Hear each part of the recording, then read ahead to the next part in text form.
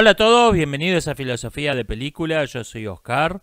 Un agradecimiento a quienes en el último video en la serie de Historia Argentina aportaron datos complementarios en la caja de comentarios. Me cuentan que el tema del carlotismo, que yo lo mencioné a la pasada porque de ahí sale la bandera argentina y las banderas de varias otras naciones latinoamericanas, me cuentan que eso fue una intriga palaciega, unos manejos dignos de Juego de Tronos. No sabía esto, francamente. De otros asuntos me dicen, me sorprende que no hablaste de esto, deberías haber incluido esto otro. Ustedes no se imaginan lo rápido que pasa media hora. Tengo que resumir muchísimo. Eh, Me dicen, ¿por qué la serie de Historia Argentina no tiene más vistas y está muy buena? Gracias. Porque alrededor de un 30% de los seguidores de este canal son de Argentina y al otro 70% por ahí, con mucha suerte, hace clic, vamos a darle un vistazo a esto. Y esto yo me lo vi venir, no me tomó desprevenido. Lo que pasa que tenía ganas de hacer esa serie de videos, tenía ganas de hacer esos videos. Que no iban a ser un éxito de público, me lo vi venir, no me importa. Nunca fue el objetivo de este canal hacer videos virales. Pero bueno, lo voy mechando con otros videos que le interesen más a todo el público, porque si no, hacer un... estar 2 meses toda la semana con una serie de videos que más de la mitad de los seguidores no le interesan, no funciona. Lo voy mechando con otros videos que sean más para todo el mundo, pero es una serie que tenía ganas de hacer. Yo sabía que no iba a ser un éxito, pero tengo ganas de hacerla, así que la vamos a terminar.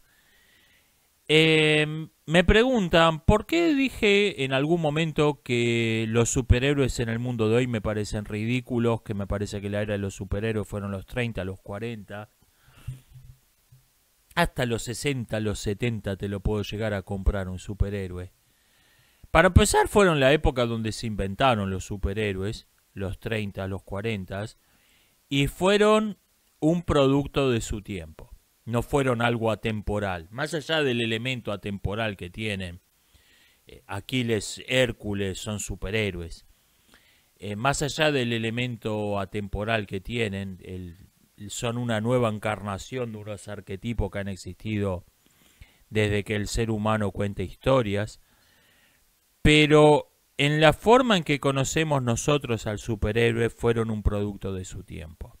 Fueron un producto de los 30 a los 40, de la época del Fordismo, de la época de los totalitarismos estatales.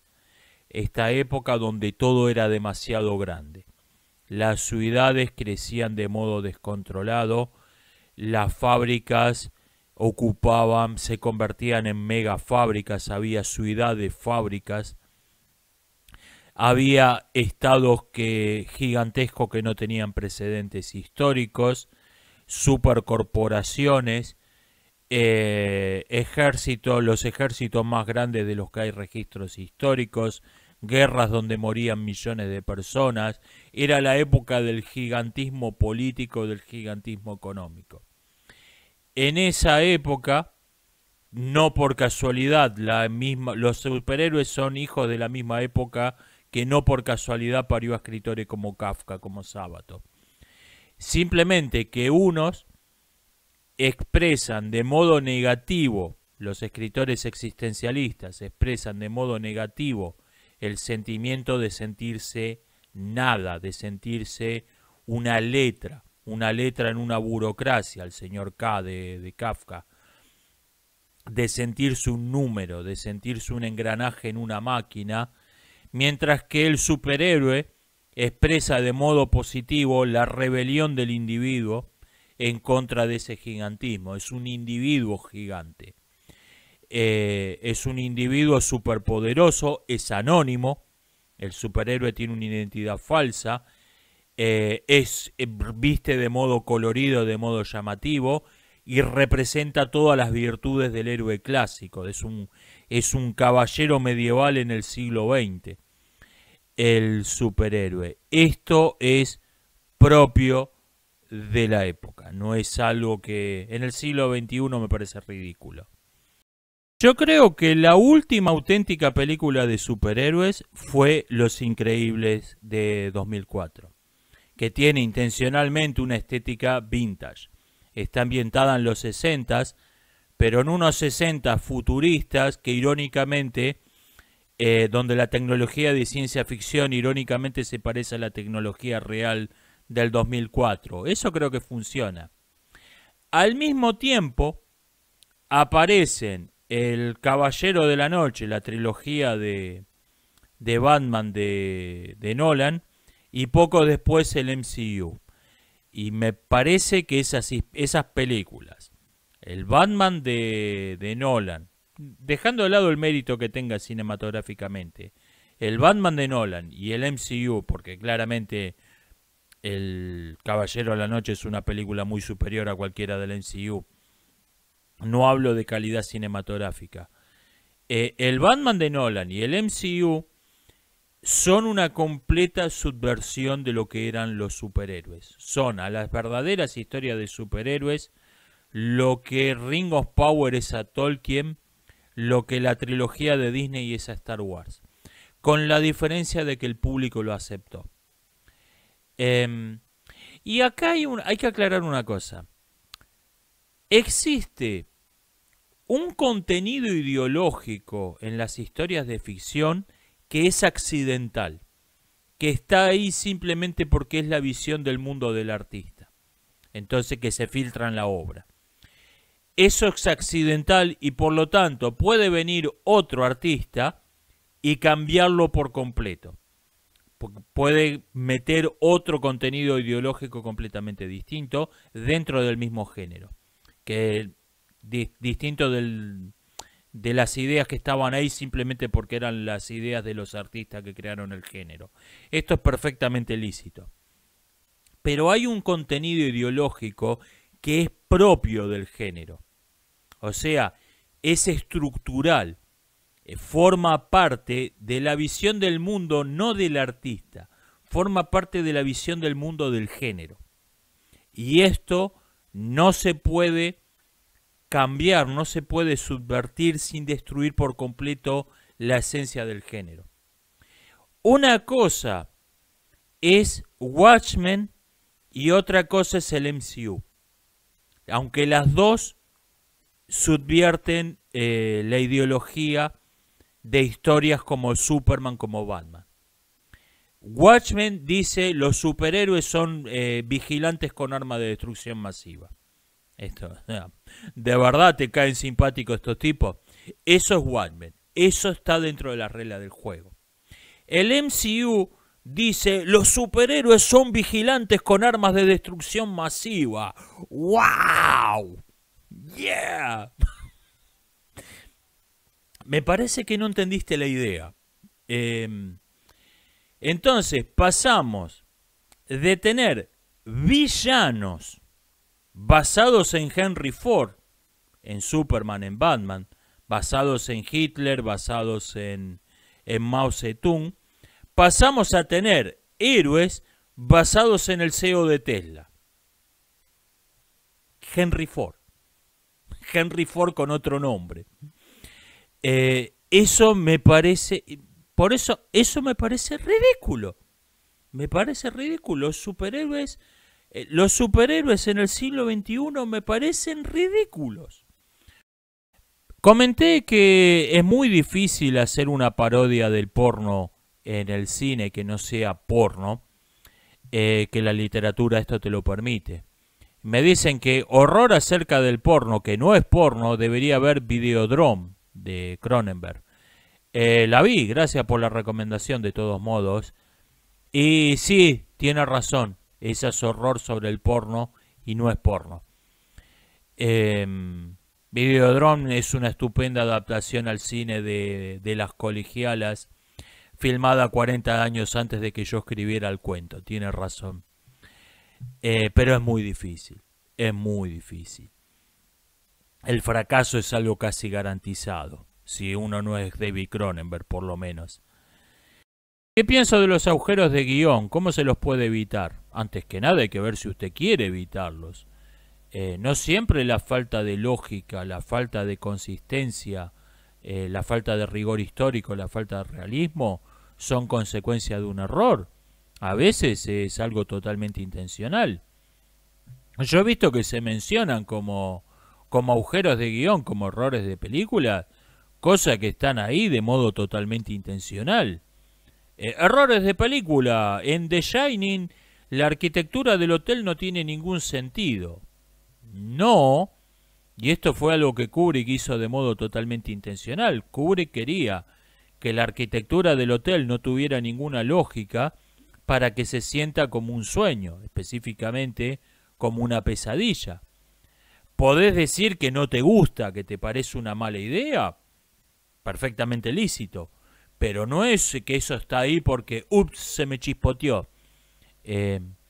Lo mismo con los errores históricos.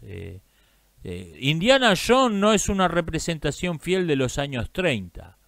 No, Indiana Jones es una representación fiel de un serial de aventuras de los años 30. Eso es lo que está tratando de imitar. No está tratando de hacer una recreación de época fiel a la realidad, porque está imitando ficciones de los años 30 que en sí mismas no eran realistas. Eso es algo totalmente intencional. Podemos discutir que mapas donde figuran países que todavía no existían son un error. Puede ser, eso puede ser legítimo. Pero se señalan cosas que nunca fueron la intención. Se señalan como errores cosas que están ahí de modo totalmente intencional. Lo mismo con los errores históricos. Y por cierto, incluso auténticos errores históricos pueden llegar a estar justificados. A mí me gusta poner un ejemplo de Revolución, el cruce de los Andes, que la volví a ver en estos días. Muy buena película, la recomiendo. No solo para el público de Argentina, es una buena película de guerra, punto. Esa película busca ser históricamente rigurosa. Esa película busca ser históricamente inadecuada. Esa película busca ser históricamente adecuada, quise decir. Y sin embargo, tiene un error que lo debemos haber notado el 0,1% del público. Hay una parte donde San Martín, que era un buen jugador de ajedrez, esto es verdad, le dice a un soldado, si se quiere jugar un soldado que estaba a guardia, le dice que deje el puesto, que se siente a jugar, y le pregunta, ¿blancas o negras? En negras está bien, le dice el soldado, diplomáticamente dándole las blancas al general, y además, en un ejército que estaba segregado por razas, como era el ejército de los Andes, eso de que las blancas o negras tienen un valor simbólico, no son solo piezas de ajedrez. Ok.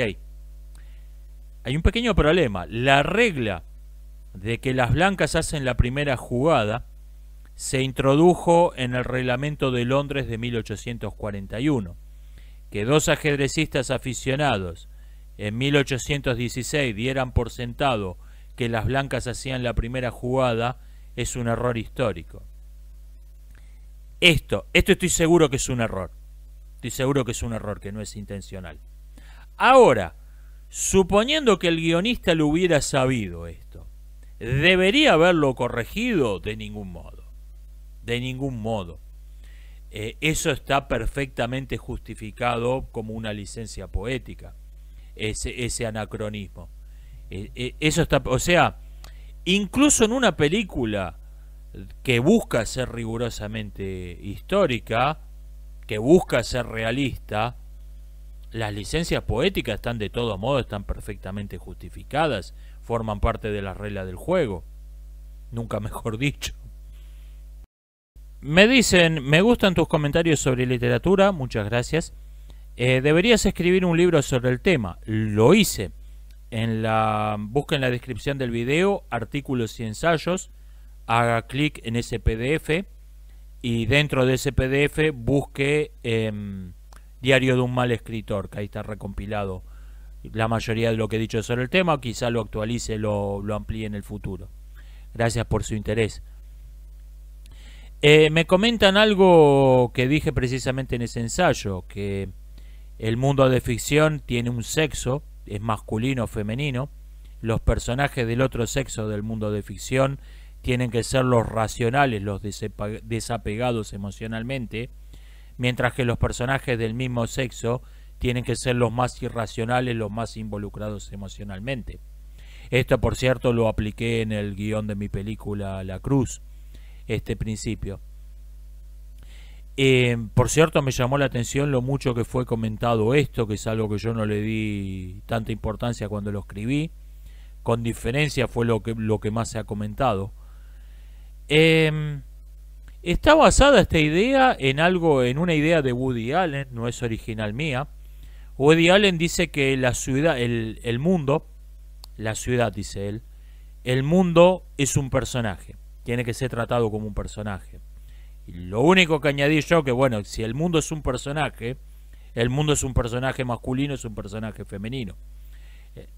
Y me preguntan, ¿cómo definir si un mundo es masculino o femenino? ¿Cómo se decide esto? En buena dosis es totalmente arbitrario. Qué sé yo, hay cosas de sentido común. La guerra, lo que sale naturalmente es que es masculina.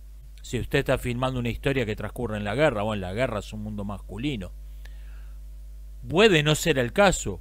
Puede estar usted escribiendo una ficción en un mundo, en una historia de guerra, donde la guerra sea una entidad femenina. Puede ser. En el arte no hay ningún no, lo único que hay es porqués. Puede haber un porqué para que la guerra sea una entidad femenina. Es raro de cojones, dirían los españoles. Pero puede ser. Lo que me parece importante es ser consecuentes. Una vez que usted decidió que Manhattan es una entidad femenina, entonces los personajes femeninos tienen que ser los irracionales, los involucrados emocionalmente, y los personajes masculinos tienen que ser los fríos, los racionales, los desapegados emocionalmente de la trama principal, y la ciudad tiene que estar representada como un personaje femenino en sí misma. Es más importante que si el mundo es masculino o femenino, más importante es ser consecuentes. Por cierto, este criterio yo lo apliqué al escribir La Cruz, el guión de mi película. Creo que funcionó bastante bien, creo que es un consejo útil. Me dicen, ¿qué pasa si el mundo es neutro? Y me ponen el ejemplo del horror cósmico. Es verdad, en el horror cósmico el mundo es eso. Ejemplo, eso, de Stephen King. El mundo es eso, no es ni él ni ella. Y yo creo que en ese caso los personajes de ambos sexos deberían ser sentirse extraños en ese mundo, sentir que no pertenecen a ese mundo y ser racionales, fríos, calculadores, hombres y mujeres por igual, porque tanto los personajes masculinos como los femeninos son de otro sexo que el mundo es eso, no es ni él ni ella. Esa creo que sería la aplicación a un mundo neutro. Ejemplo, el horror cósmico, estoy de acuerdo con su ejemplo. Me dicen, el ateísmo tiene un problema del bien del mismo modo que el teísmo tiene el problema del mal. No. Esto, por cierto, se lo he escuchado decir a personas muy inteligentes, como el divulgador Enric Hill, de Adictos a la Filosofía. El problema del mal dice, Dios es todopoderoso, Dios es bueno, el mal existe. Y lo que afirma la paradoja es que esas tres proposiciones no pueden ser las tres verdaderas. Una tiene que ser necesariamente falsa. Este es el problema del mal. Una religión que postulase que el mundo fue creado por un ser todopoderoso y maligno, y creo que esto no es puramente hipotético, creo que algunos gnósticos, una religión de la baja antigüedad, defendieron ideas parecidas a estas, tendría un problema del bien, porque lo que dirían esta hipotética religión es: Dios es todopoderoso, Dios es malvado, el bien existe, Y en efecto, esas tres proposiciones no pueden ser las tres verdaderas. Una tiene que ser necesariamente falsa. Ahora bien, el ateísmo dice que el mundo no fue creado ni por un ser todopoderoso benévolo, ni por un ser todopoderoso maligno. Por lo tanto, ni el bien ni el mal son un problema para el ateísmo. O sea, que existen en el mundo, existe el bien y existe el mal, es lo esperable de un mundo que no tiene ningún propósito, ni bueno ni malo. Es curioso esta idea. Varios comentarios a la pregunta de por qué no hay películas de propaganda de la guerra de Ucrania. Los más comunes fueron, uno, China, China, China, China. Tiene lógica, no lo había pensado. Dos, no es una guerra en la que estén involucrados los gringos de modo directo. Tiene lógica.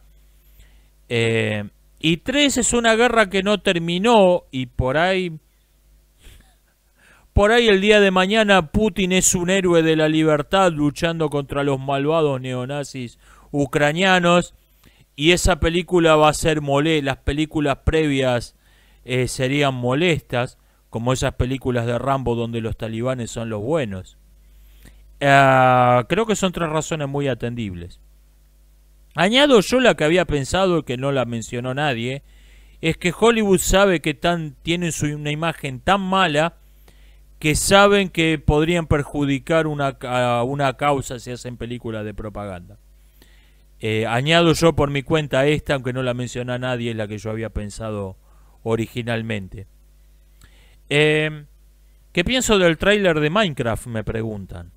Me recordó mucho el primer tráiler de Sonic el Puercoespín. Lo que noto que todo el mundo está atacando una cosa. No es Ring of Power donde hay videos de 4 horas explicando todo lo que está mal. Los fans del videojuego están cabreros con una cosa. Los personajes live action dicen que se ven ridículos. Pregunta, ¿no se puede arreglar eso? ¿No están a tiempo de corregirlo? Me recuerda mucho lo que pasó con Sonic, con la película de Sonic, donde todo el mundo atacaba una cosa y simplemente cambiaron el diseño del personaje y los fans lo amaron.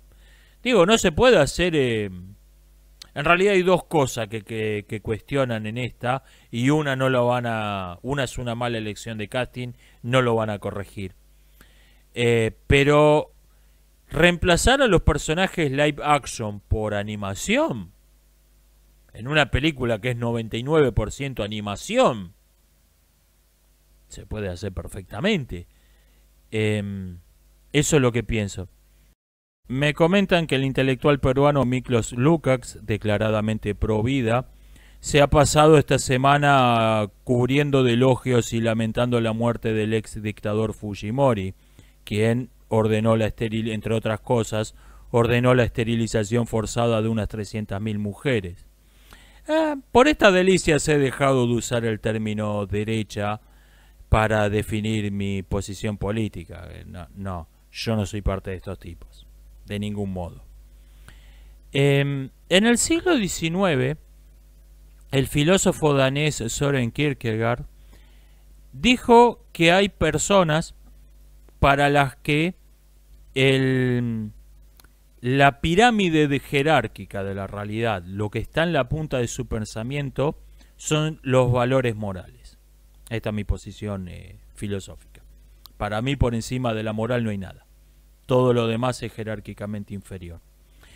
Kierkegaard le llamó a esta posición moralismo. Y decía Kierkegaard que el moralismo era superior al esteticismo, la filosofía que decía que por encima de la belleza no había nada, que ponía la belleza en la cumbre de los valores. Kierkegaard lo prefería, y sin embargo decía que el moralismo era un error, porque por encima de la moral tenía que estar la religión. Según en la punta de la pirámide tenía que estar la religión y por debajo la moral, decía Kierkegaard. Y me parece que en esta clasificación de ideas hay otras posibilidades que a Kierkegaard se le pasaron. Estas tres filosofías no agotan el espectro. Podríamos hablar de un politicismo, de una concepción filosófica para la cual por encima de la organización política no hay nada, y hay un economicismo. Hay gente para la que por encima de todo está la economía. O sea, todo lo demás viene por debajo. La política, la moral, la estética, la religión, todo está por debajo. En la cumbre, en la punta de la pirámide, en la cumbre jerárquica de su visión del mundo está la economía. Y por encima de la economía no hay nada. Por debajo de la economía está todo. Esta posición es común a los marxistas y su determinismo económico, es común a los liberales y su determinismo económico, que no llaman determinismo económico, pero es determinismo económico, y es común a los que se autoperciben conservadores en nuestros días, a la escuela de Ronald Reagan y Margaret Thatcher, que son liberales que van a la iglesia el domingo. Todos tienen en común esta visión de por encima de la economía no hay nada, por debajo de la economía está todo lo demás. Como yo desprecio lo que tienen todos en común, las diferencias entre ellos me importan un bledo. Lo que tienen en común me parece mucho más importante que sus diferencias, y lo que tienen en común me parece despreciable. Que es la visión que por encima de la economía no hay nada, por debajo de la moral está por debajo de la economía. La patria está por debajo de la economía. La belleza está por debajo de la economía. La dignidad humana está por debajo de la economía. Eso que es común a todos los grupos políticos hegemónicos hoy en día, a la izquierda, a los liberales de centro, a la derecha conservadora liberal, me parece despreciable y es lo que tienen todos en común. Y me preguntan por último, investigando sobre historia argentina, ¿qué encontré más? ¿Información o propaganda? ¿Sabe que respecto de la Primera Guerra Civil me estoy encontrando muchos tontos y muchos locos? Pero no propaganda, no mentira intencional. Mientras que respecto de la Guerra Civil era al revés. Lo que abunda es la propaganda, la mentira descarada con un propósito de adoctrinamiento, con un propósito de falsear la realidad al servicio de una ideología. Este cambio me pareció muy notorio, muy llamativo. Esto ha sido todo por hoy, nos estamos viendo hasta la próxima.